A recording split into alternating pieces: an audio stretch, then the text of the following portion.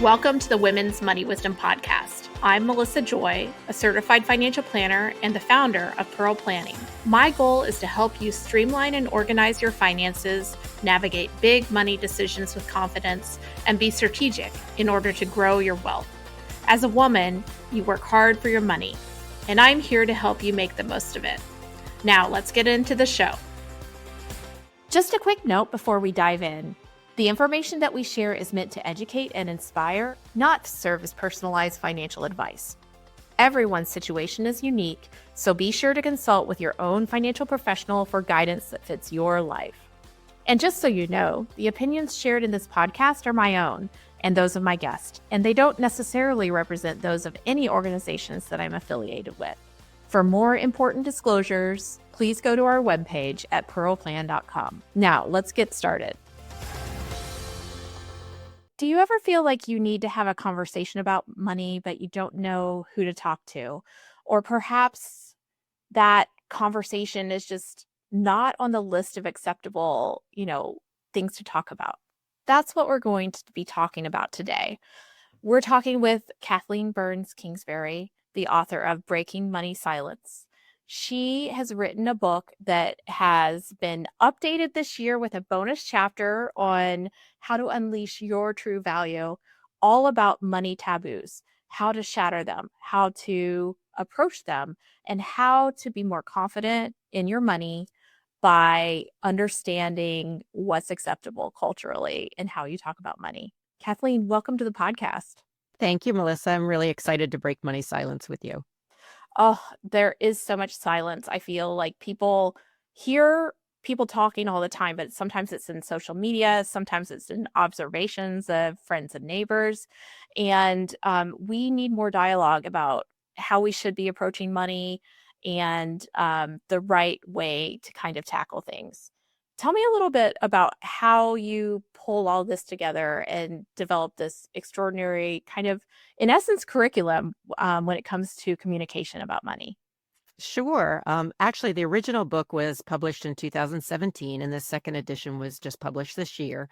And so in 2017, I took a look at all the work I had done with financial advisors and financial planners, where they said, we really want to talk to our clients more about intergenerational wealth, passing down wealth, really have these financial conversations about values, about like the human side of finance.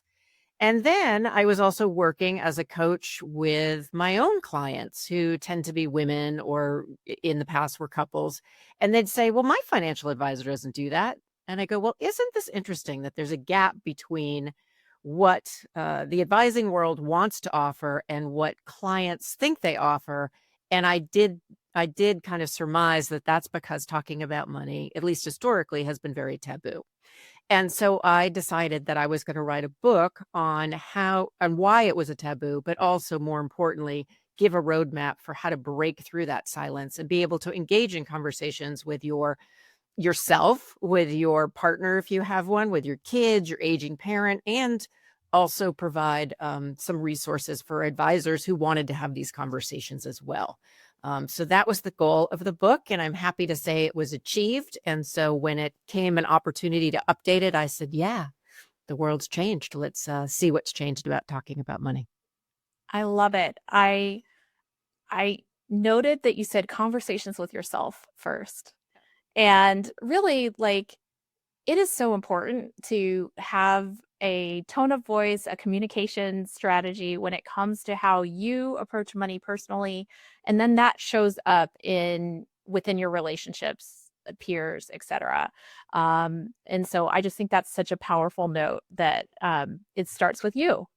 Yes. And, one of the things I say to people all the time is that, sometimes people will come to me and say, well, I really want to talk to my husband, or I really want to talk to my wife, and he or she is resistant. And I say, you know what, start the conversation with yourself. And it's really important to understand our own money stories. So our own history around money, our own automatic thoughts about money, wealth, its purpose in our lives, in addition to what we think and believe about engaging in conversations around it. And we can start the work there. And often that's what my coaching clients come to me for initially. And then once you've done that work, then you can have a conversation about money that is less threatening, that often isn't about the dollars and cents, but is more about how you feel about money or what your hopes and dreams are. And I find that people around us are a little bit more receptive to starting that conversation around finance when it's not, you spent too much, or, you didn't save enough, or, what is your salary? We start with something that's a little less threatening, which is, how do you feel about this whole thing? Because it's complicated. It is complicated. So many of us carry an invisible backpack that defines our relationship with money and have never opened it up to look at it. You just Yep. have that weight on your shoulders.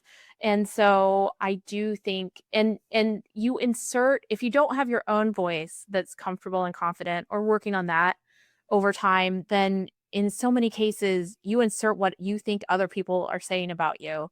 And what you may not know, that you and I think know, Kathleen, is that a lot of people who look like they have everything pulled together really have a lot of insecurity when it comes to their finances.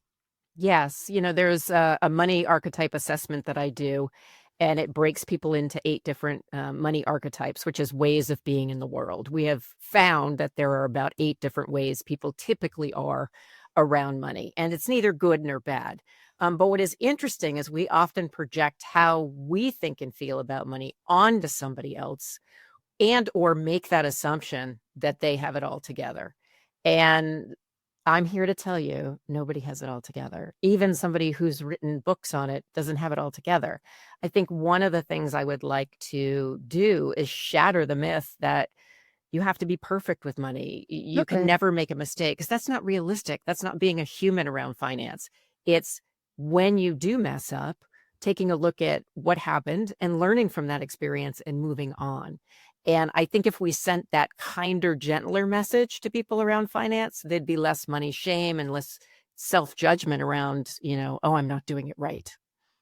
Well, when we unpack, I just love the opportunity to have someone who's looked at history to say, why do we have these taboos? Why are we not comfortable talking about money?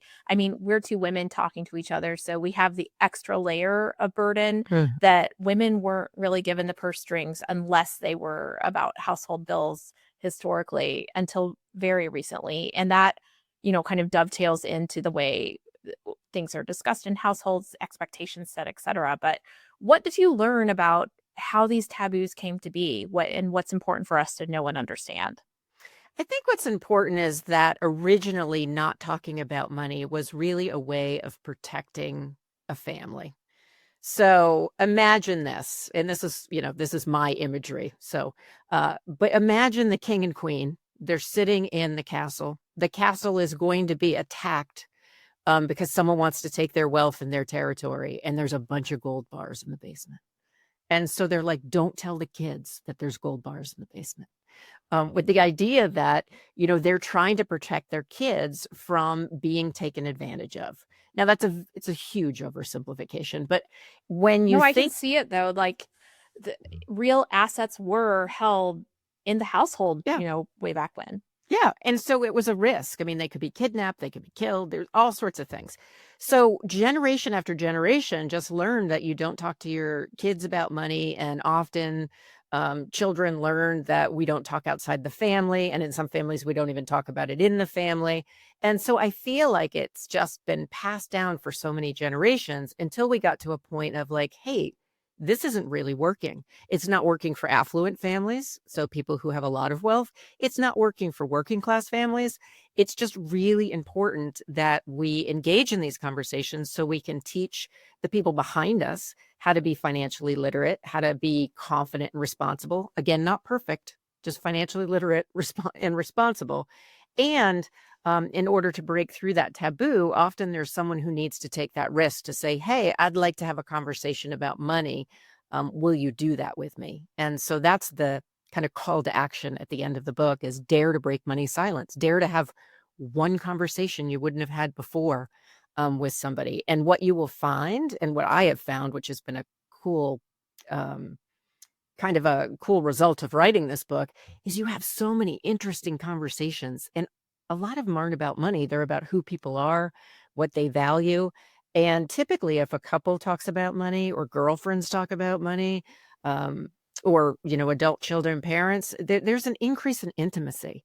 So once you get it past that initial taboo, it really does enrich relationships. I love that idea of intimacy, credibility, and trust.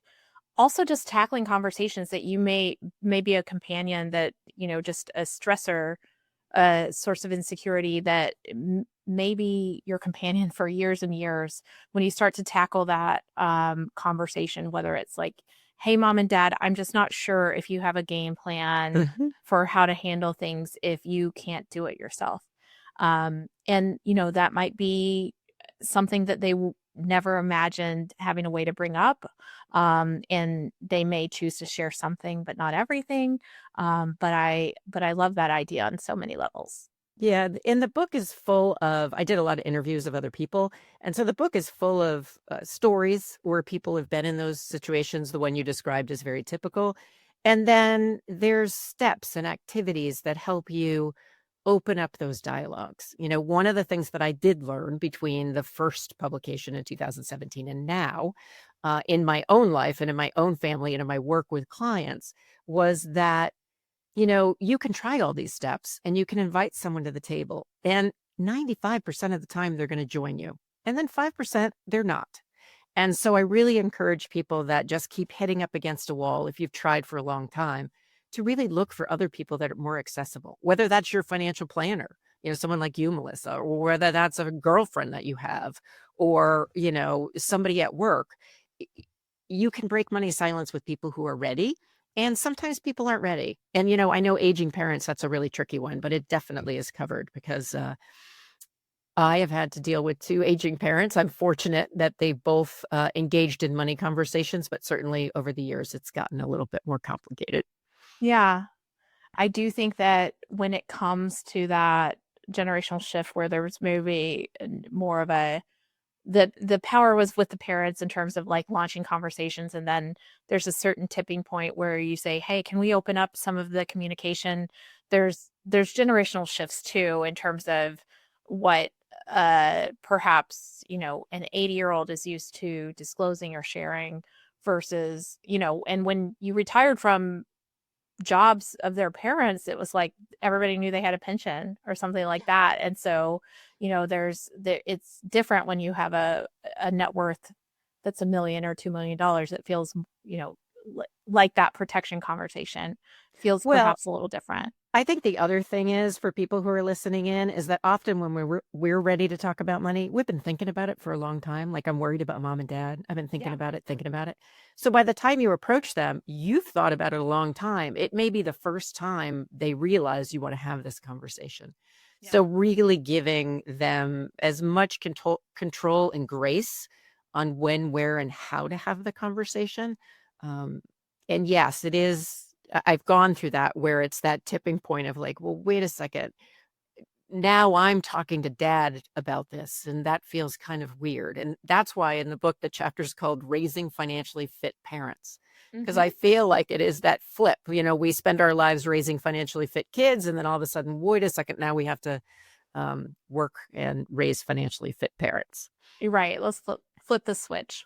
Well, so many of our listeners are sandwich generation, so they are increasingly engaged and concerned for their parents in many cases or aging relatives, but they're also in many cases raising kids or family members who they really care about, their approach to money. They want them to be prepared to be in the world, hopefully independent. I'm speaking for myself as a mother Yes. of tweens and teens.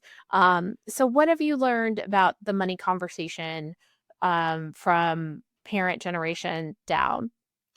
Well, one of the things that parents need to realize is that if you can start conversations about money early and have them often, then it just becomes another conversation. So it's not a taboo conversation. Now, if you're listening in and you haven't done that yet and your kid is 23, don't worry about it. You can start at any point in time. Definitely. It's never too late. But ideally for younger kids, I mean, around age 5, they start to become aware of this thing called money. And so kind of engaging in age appropriate conversations over time.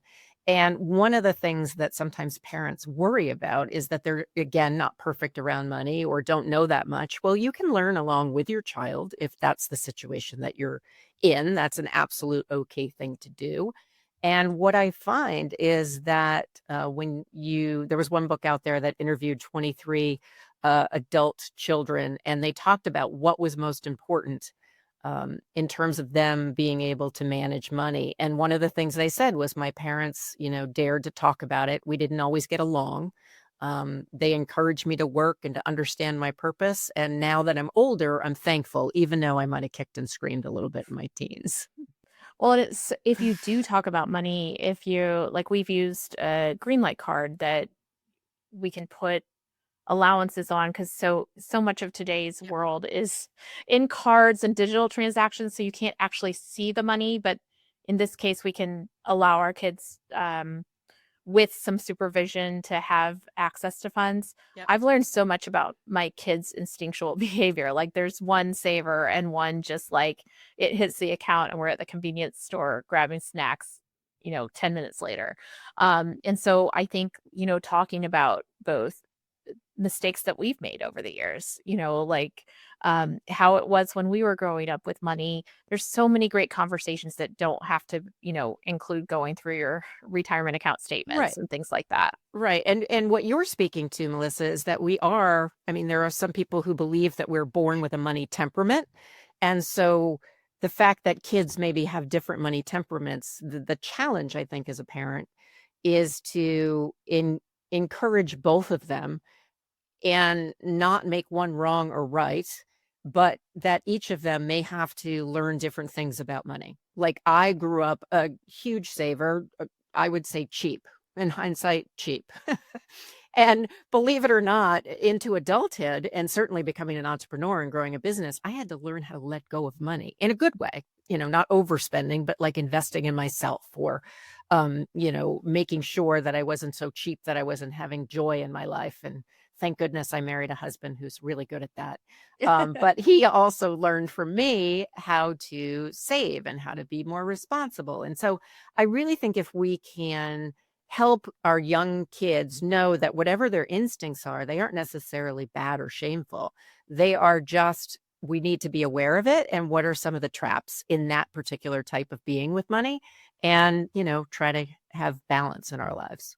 Yeah, I'll vulnerable share. I am more of a spender. And so how did I combat that? What hacks did I have, before I had money? Well, I never had debt.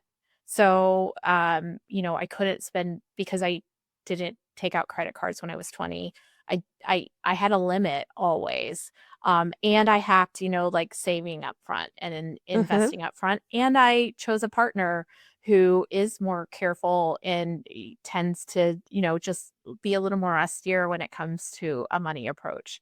And I really focused on also like managing a career that I could, grow into my tastes and things like that. So I think, this is a great conversation topic of like, we're just sharing a little bit about ourselves and can learn from each other. Well, and what I love about what you shared, Melissa, is that there is also this idea that all financial planners or advisors have it all together all the time. Not the case. No, And, the idea that, and I've worked with a lot of financial advisors in terms of coaching them on their businesses. And one of the things that is really interesting is there's this assumption that all advisors would have the same money personality or the same not at all. behaviors. Not at all. And so I think people who are going to advisors need to realize that advisors are just people too. While they are professional and have an expertise and can really help you, so many clients worry that they're being so judged by their advisor when in fact, often they're not. They're just, realizing that you're a human too. Yeah, I hear that all the time. Like, oh gosh, I have so much cash. I know this isn't right. Like, like, oh no, that's great. Like, this needs to fit with your psychology and personality. And there is, uh, um, contrary to, popular opinions, there is no equation for in that example, the right amount of cash that you should have on hand. Now, there can be the wrong amount, like you could be at risk because you have a life that can't be funded if something goes bump in the night, if you don't have enough on hand. But there shouldn't be judgment. There are parts of our profession that have Mhm. rules and are unwilling to kind of customize them to the people that they're working with. But in so many cases, you're not being judged at all. You're just having someone that is working with you that's helping you to make more confident decisions and also have access to some additional points of view that help to uncover blind spots. Yeah, So just absolutely. I know that ask and work with financial professionals so that I'm not making all my personal financial Mhm. decisions without a secondary point of view. Yeah, no, I Um, think that's a huge value. The other thing, and you're raising a good point, Melissa, is if you feel judged by your advisor or you feel like it's too, strict you're not really getting someone who's really there for you to understand you, there are other options. I think that, everybody's probably well intended, but if it's not a good fit for you, then move on. mhm. And I too, I really believe in having a financial team because again, you can write books on things. It doesn't mean that you're not a human being who sometimes needs guidance or expertise or knowledge that I just don't have or don't have the interest or time to develop. Physicians also go to the doctor, and it's kind Yes. of the Yeah. same thing. Yeah. Like, and so I do see so much value though in that, kind of professional advice. I just like have to share that as I was wrapping up a meeting earlier today to come and record this episode, um, the person I was speaking to had had a sudden wealth of event, had inherited money, always was fiscally sound in terms of their own money story and finances, but never imagined they'd have the wealth they have today. And they talked about how they haven't had anyone, we're new working together. They haven't had anyone to talk to except for a family member who also is receiving the inheritance. And that can feel so isolating and lonely. How do you suggest for people that are sitting in that seat where they may not feel comfortable, they're, trying to protect the family jewels and make sure that they don't expose themselves and also make sure that they're not um deemed different than their surrounding community? Where are places they can have these conversations to help to feel more comfortable and prepared for their wealth? Yeah, no, I think that's important. And I think there is an assumption, not everybody has it, but there's an assumption in our society, and certainly you read it in the media a lot about what it means to be wealthy. And often there is a lot of negative connotation with that. As opposed to, there's a lot of people who are very different, who are great, who happen to have inherited money or created money. And then there's also people who are great. But I think to answer your question, when you talked about this person, I think about a client that I'm working with who is due to inherit a large amount. And one of the Mhm. things I do in the coaching work is I really help somebody not only understand their relationship with money, but understand what it means to be inheriting the money and encourage conversations in the family about it. One of the things that can be really useful, in addition to working with an advisor like you who's open and can, sit with the feelings and or maybe a coach like me, there are groups out there where affluent women will get together and actually come together and talk about what it's like to be in this situation because it's complicated. And there's places for affluent men as well. But when I think about women, there is not only the if you're inheriting money, there is the mixed message in our society about what it means to be profit motivated or to be wealthy as a woman, which unfortunately is still a little bit of a different message than men get. Women Mhm. get that, the assumption is somehow they married into wealth or, they did something that has nothing to do with their own skills to acquire it. Whereas men would be potentially be seen as, oh, that's so brilliant. You were able to create this wealth or inherit this wealth. And so there's organizations, and I can get a list and you can put some of those in the show notes that have, free social hours virtually. I'm blanking on the name right now, to be honest with you, It's but okay. I've referred clients to it, and it's really a great resource. And there are different ways in which you can start to find safe people who you can have that conversation with. Because you're right, If you're too silent about it, it's very isolating. Let me tell you a quick story. Yeah. I was doing a two-part webinar for a financial services firm, and it was for their affluent clients. And it was a group of women. And what was so fascinating is the first of the two webinars was all about understanding your money personality and what are your concerns about having wealth. And Mm-hmm. almost everyone in this group said, it's really uncomfortable with my friends. I don't know how much they have versus I have. I want to invite them to a birthday party, but I don't want to insult them if they can't afford to go to like this destination birthday party. Yeah. Um, it, and it was like such a through line. And all these women's backgrounds were different, but they all had a certain amount of wealth. And so if you're, for your client and for other people listening in, that unfortunately is part of the experience. But if we get together and get in community and break that money silence, what we find is we can figure it out. You're more than that inheritance. And that often good friends can be able to kind of figure out those pieces. I love it. I do think it's, there's not, you can't just have an announcement, but you can kind of broach an approach and, just make it more regular. If you hang out with financial professionals, we just talk about money all the time, not in a way that's like nosy or inappropriate, but like, do you mind my asking how much that costs or how does that work and things like that. And so you can kind of baby step into safe spaces because the reality is I know a lot of millionaires next door where you would never know if you pulled Mhm. up in the driveway what was going on behind the scenes. And there are also so many people that seem to exhibit signals and signs of being extremely wealthy that may, have $1,000 in the account at the end of the month. So, that there's so much kind of societal signaling that can be a distraction or send the wrong message. So just like one-on-one discussions and finding your safe spaces Yeah, over time can be ab- helpful. absolutely. I think the other thing that's interesting is, I've been an entrepreneur for over 20 years, and it's finding safe spaces also to talk about like earnings or fees or Hmm. How does what that somebody work? makes in a career. And so Yeah. there's the saving, spending, gifting, and investing piece, which is really important. But there's also like as women, how do we figure out what we should be earning if we're asking, dare I say, too much? Not enough is usually the case. And what I've been really gifted with and sought out over time is just other women who can have those conversations and men. A lot of male allies who will they'll be like, you're thinking with a female brain. I would charge much more for that.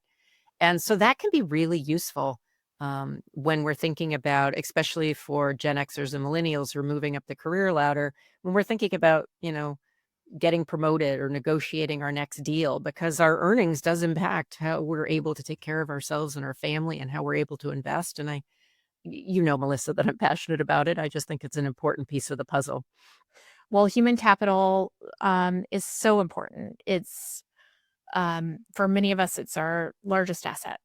And so I know, must be passionate about this topic, and you're dovetailing into your bonus chapter, how to unleash your true value. So what compelled you to write this addition into the book and what should people be thinking about? Well, it's interesting because when I first wrote Breaking Money Silence, it was all about talking with our loved ones, talking with our financial advisor. We've already talked about that. And so I really wanted to bring the Breaking Money Silence message into the workplace. And because my area of specialty tends to be women in wealth, whether I'm working with advisors or whether I'm working with women, it was a natural to kind of go, okay, so it is different for women when it gets to earnings, whether we're able to get promoted. It's pretty well known that there's less women in leadership positions, that there's a gender wage gap, that there's a gender investing gap, gender retirement gap. And so I really wanted to look at that and say, what do we need to be doing individually? There are systematic issues. This chapter doesn't address that, but what do we need to be doing individually to advocate for ourselves? And I think the first thing is we need to figure out what value means. Like when we are selling ourselves, whether we work for a firm, whether we work for ourselves. It's even selling ourselves in terms of like a volunteer position. So it doesn't have to always involve money, but Mm-hmm. it's really thinking about what's our value. And there's market value, there's our skills and knowledge. That's important. The thing that I think women discount the most is their superpower. Each and every one of us has at least one superpower, if not more. And basically, that superpower is something that probably comes quite easy to us, that is very valuable to the other person. And so for you, Melissa, my guess is there's a way in which meeting with you, people leave feeling a certain way. And that emotional impact that you have is your superpower impacting them. And that's why people buy. So that's why they're going to pay a certain fee.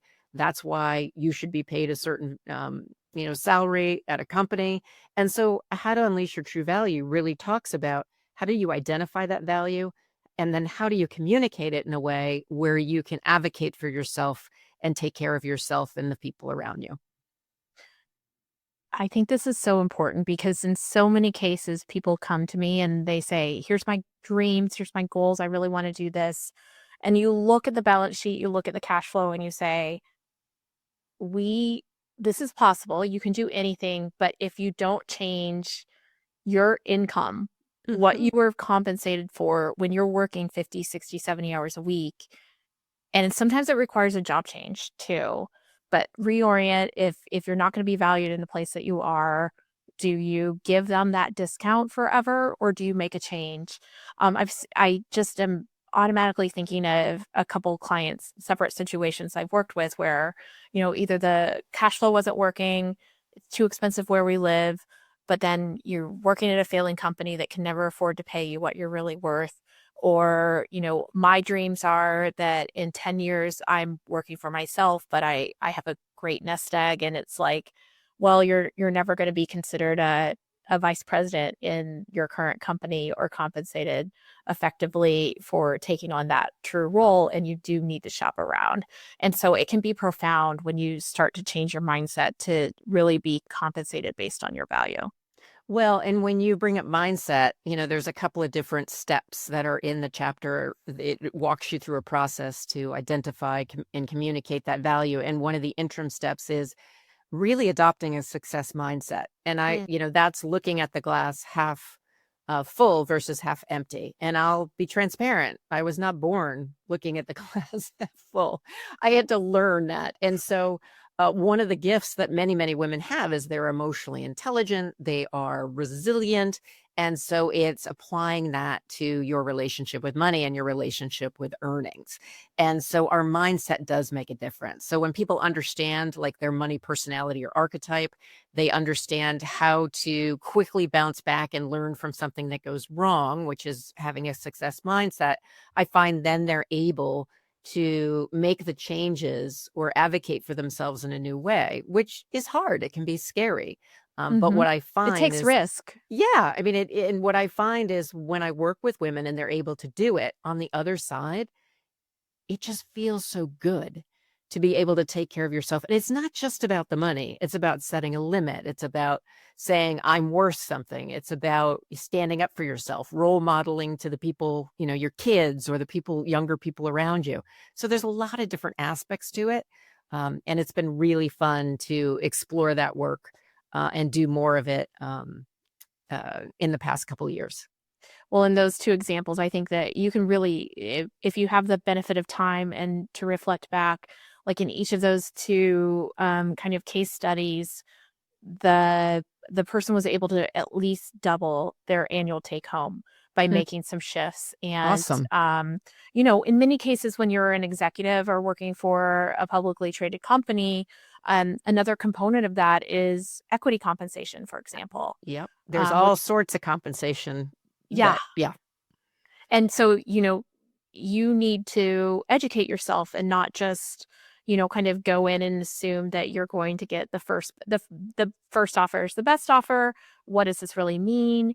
And so in that in those cases too, that's a great, like, kind of asterisk, like, oh, we need a professional in the room to be advising us, because obviously the employer has those professionals on the other side of the table as well. Right, and it's learning what is negotiable and learning Hmm. what you want and what you need, and that ties to your values. I mean, I had one person that I work with that money was not what was important to her as much as time. So she actually negotiated Wednesday mornings off to take ice skating lessons.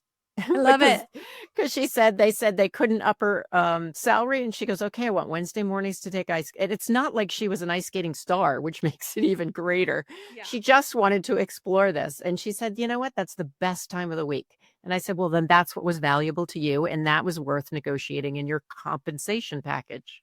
I heard you slip in boundaries there, and that can prolong a career, right? So Mm. if you have a job where you're expected to be on call Saturdays and Sundays, establishing those boundaries, because you're going to be burnt out and out the door in a year, can really prolong your ability to, like, kind of have that asset of your human capital. So I would encourage you to think just like you're describing, of how to integrate things that are important to you, and also have limitations so that you don't give more to the job than you do to the rest of your life. Yes, that's great advice. I think one of the things that people come to me and say, which is not true, but I understand where it comes from, is if I just work harder, then I'll get noticed. And I'm like, that isn't how it works. Mhm. Unfortunately, it's not how it works. That leads to burnout. Yeah. And so, yes, setting good boundaries, working with a professional to understand your money mindset, and also looking at, um, how do I make sure, and this is your end of things, Melissa, that financially I have the things in place and I'm earning what I need to earn in order to achieve my goals. And I've been in a lot of different professions. This is my third career. They've all progressed towards this one. And I have to tell you, it's scary at first, but then it's so liberating to be able to do something you're passionate about and take care of yourself and set those boundaries. And I really encourage people to read the bonus chapter and really think about how they can shift things. Well, I think it is, kind of a call to be strategic when it comes to, don't just accept whatever is given. Really have an approach where you're tending to that asset. You're really looking at your cash flow and your ability to earn in a way where you're appreciated, your value, and you're working toward achieving, or even, extending beyond what you might think is possible. Absolutely. Totally agree.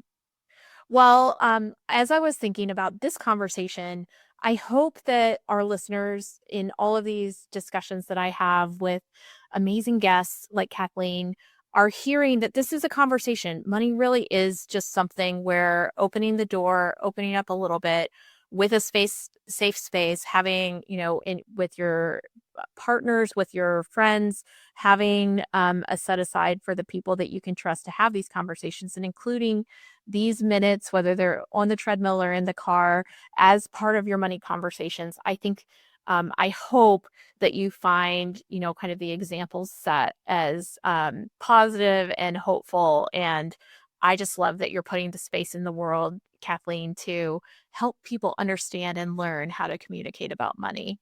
And just for everyone, Oh, I there it is. strongly recommend the book, Breaking Money Silence.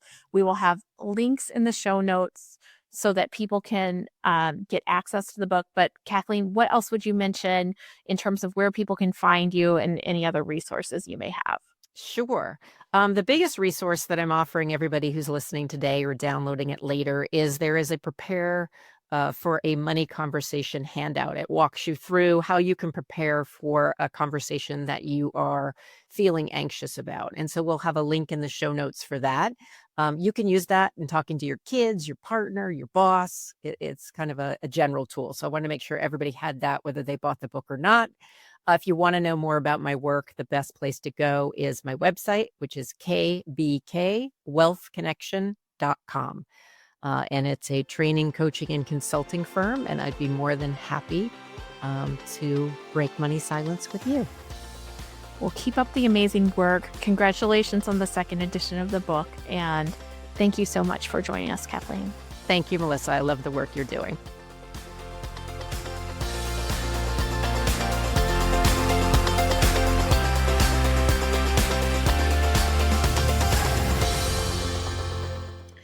Thank you for listening to the Women's Money Wisdom Podcast. If you found value in this episode, the best way you can support the podcast is to forward an episode to a friend or leave a review. Go to pearlplan.com and the podcast link to get all the resources and links mentioned.